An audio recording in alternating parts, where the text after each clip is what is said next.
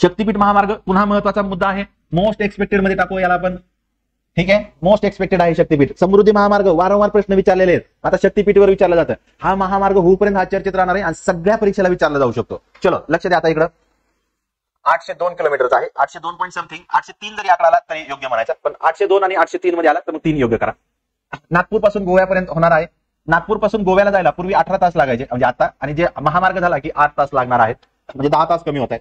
कुठून कुठं असणार आहे? वर्ध्यातलं पवनार ते पत्रादेवी या दरम्यान आपल्याला ते जाते. किती खर्च आहे? 55,000 कोटी खर्च आहे आणि हे राज्य सरकार करणार आहे, हे लक्षात ठेवा. या आठवड्यामध्ये त्यांनी 15-16 कोटी रुपये मंजूर केले आहेत.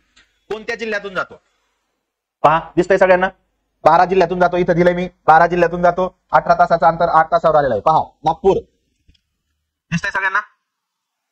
नागपूरवरून महामार्ग निघाला वर्धा, यवतमाळ, हिंगोली, नांदेड, बीड, लातूर, परभणी, सोलापूर, धाराशिव, सांगली, कोल्हापूर, सिंधुदुर्ग आणि गोव्याला जाणार आहे.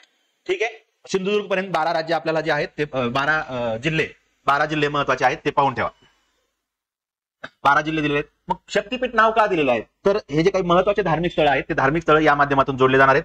त्यात माहूरचं देवीचं मंदिर आहे, तुळजापूर, कोल्हापूर, अंबेजोगाई, औंढा नागनाथ, परळी हे 2 ज्योतिर्लिंग आहेत. पहा पंढरपूर आहे, नरसोबाची वाडी, हे सगळे महत्वाचे धार्मिक स्थळ महाराष्ट्राचे जोडले जाणार आहेत, म्हणून त्याला शक्तीपीठ महामार्ग नाव दिलेलं आहे. कोल्हापूरमध्ये त्याला विरोध होताना पाहता येतोय, पण आपल्याला परीक्षेसाठी काय विचारलं जाऊ शकतं ते सगळं आपण कव्हर केलं आहे.